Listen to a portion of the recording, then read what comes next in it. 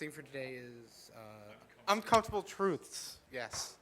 This is Bo and Josh, and they're going to get started with, I guess, just a 30-minute hello, talk about the Cavalry for a bit, and then we're going to get to more open discussion, right?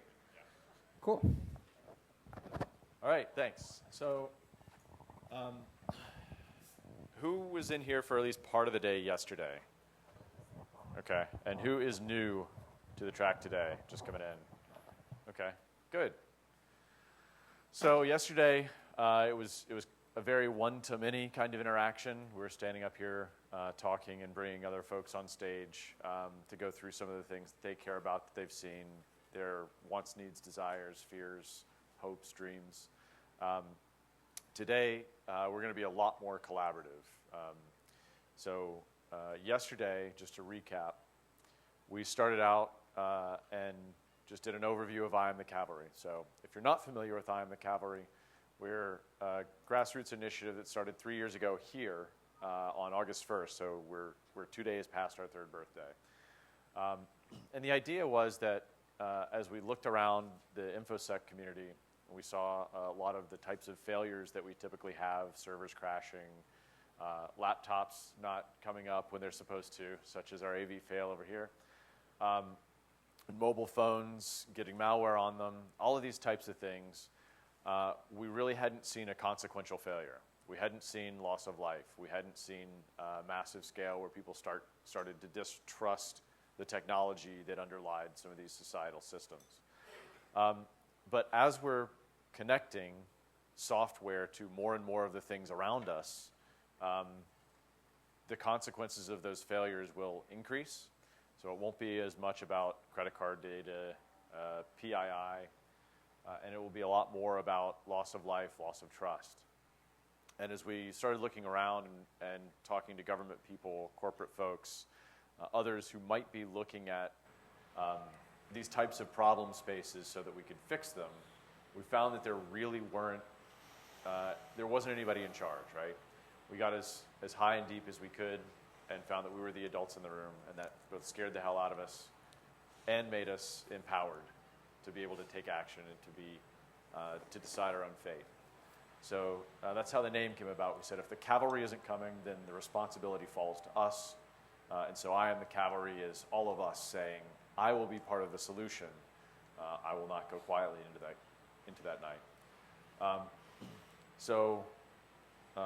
That was our introduction yesterday, just basically briefing the people who haven't yet heard about us.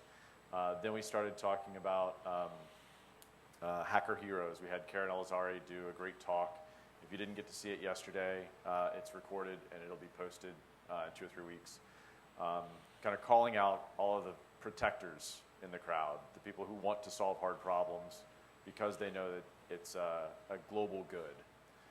We had a panel where we tried to talk through some of the hard problems that we see every day, as well as the things that we've done to overcome them, right? To show the progression of things over the past 5 years, where 5 years ago, if we got a bunch of us together in a room, we know what would happen. We would get drunk and talk about the problems and admire them. Today, we've started talking about what the solutions might be so that we can solve them and move towards something better and work on raising the waterline for everybody. In the afternoon, we came back and we heard from Jen Ellis and Amanda Craig about what's going on in public policy in cyber safety. And they went through a lot of different pieces of legislation, of regulation, state, federal, international, talking about how, whether we want to or not, cybersecurity is now a part of the public policy zeitgeist, and we can't ignore it anymore. As well as talk about some of the successes we've had with the MCA exemptions for security research in medical devices and voting machines and in cars, in getting a Michigan car hacking bill fixed. So where it was terrible before, it's now much, much better because of this community, right? Sticking their hand up and saying, wait a minute, something's wrong here, and then going and engaging in a positive, productive manner with those lawmakers. Then we moved on to healthcare cyber safety panel, our discussion. And it was magical. It was magical. It was Josh says. So that was a lot about what's going on in the industry, some trends, looking back 3 to 5 years, and then coming to today, what's happening, and then projecting out another year or so and see what's going to happen. And we had 4 really, really good talks that were just 5-minute lightning talks from different perspectives. We had a U.S. regulator, the U.S. FDA, Suzanne Schwartz, talking about how they've been working to bring the entire community together in healthcare. So not just medical device makers, HDOs, healthcare delivery organizations, and the government, but bringing in security researchers as a part of a healthy ecosystem and how important we are to them. We had Colin Morgan from Johnson & Johnson give a very good talk about, and you've got to go see it if you didn't see it yesterday. We had a video of his kid saying that his dad is a superhero because he works on these things that help people, and he keeps the bad guys from hurting them with the medicine machines. Medicine machines. Yeah. He also told a personal story about the path from Johnson & Johnson's perspective and how they've gone from what's security in medical devices to a very clueful organization that has a lot of good things coming and has done a lot of things already.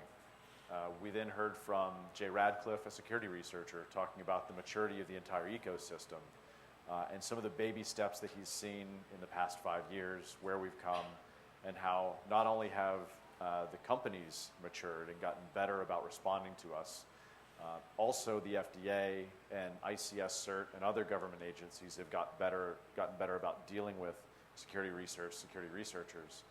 But the researchers themselves have also stepped up, and they've been more willing to work collaboratively rather than just dropping O'Day at Black Hat. And it's not because any one group stood up, it's because all of them collectively started standing up and going around in a virtuous circle.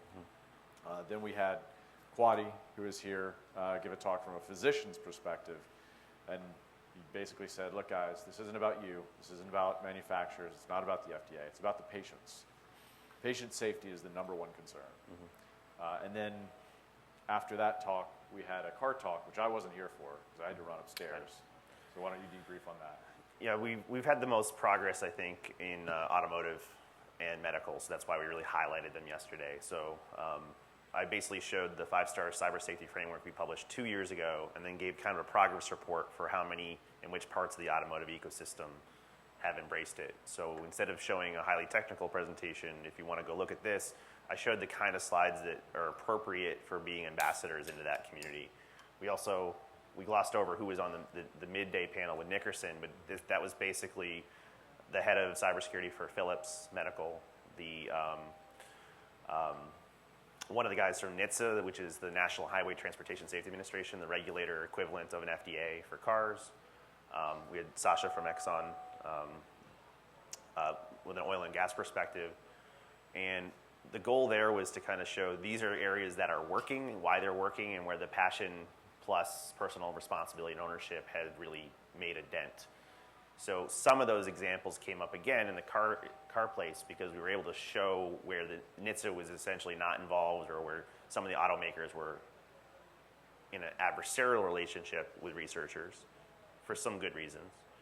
And now how you have Tesla, Tesla, GM, and FCA, Chrysler America, Fiat Chrysler America have published coordinated vulnerability disclosure programs with a few others coming soon. So that was really a progress report of what's succeeded to date against the 5-star cyber safety framework and the overall ecosystem. Yeah. And then we adjourned abruptly. So Bo's overview of yesterday is not bad. I see some new faces, so I'm going to show a few little framing things. The purpose of today is, if yesterday emotionally was where we've won and where we're winning in the first 3 years, today is really freaking hard problems that we don't know how to fix. Really hard ones. And we want to have the candor and the trust with each of you to speak very aggressively about some of these. In the morning, we want to really tackle uncomfortable truths. And one of the things we've experienced is, that's a great line, I think it was from one of the presidents, but the opposite of a profound truth is not a profound lie. It's another profound truth. And most of our hard, untractable problems are where you have competing profound truths that come into tension. And we can't be so polarizing as to say, well, my truth is more important than your truth, because that perpetuates a stalemate. So one of the things we want to do is surface some profound truths that make this really, really hard. In fact, one of the things I alluded to in the cyber safety framework for auto is star number 3, which I'll show briefly in a minute, is evidence capture. We don't have any security logging or evidence capture in automobiles at all. And one of the reasons we don't is actually friends of ours that are privacy advocates have been so harsh on the automotive industry historically and on the government historically for good reasons that none of them are willing to get in that fight again. So there's really intractable problem where really good privacy goals are coming into tension with really important forensic and NTSB and accident investigation goals.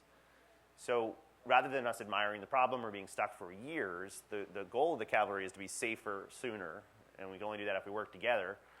And that means we really want to hear some of these. So I have some horror stories I'm going to share from the Health and Human Services Cybersecurity Task Force of how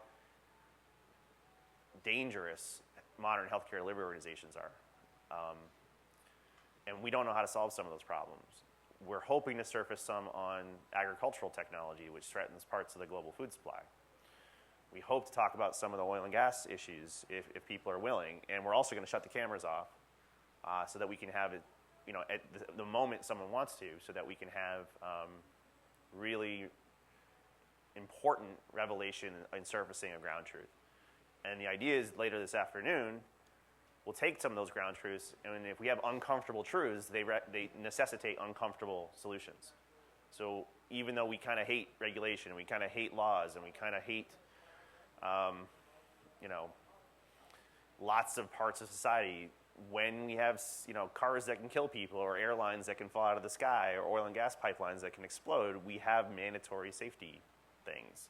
And now that bits and bytes are meeting flesh and blood, even if it's uncomfortable, we want to surface maybe some possible solutions to rise to these challenges. So with that, I think I'm going to show a few framing things, especially because there's some new faces. And then I'd like to get into some uncomfortable truths, if that's okay. And if you have one, we want to hear it. So I'm terrified right now by clinical medical environments, agricultural technology, and some of the oil and gas stuff. But maybe you've got an even worse one that we haven't heard of yet. So this is where we want to surface some of that stuff. Anything else?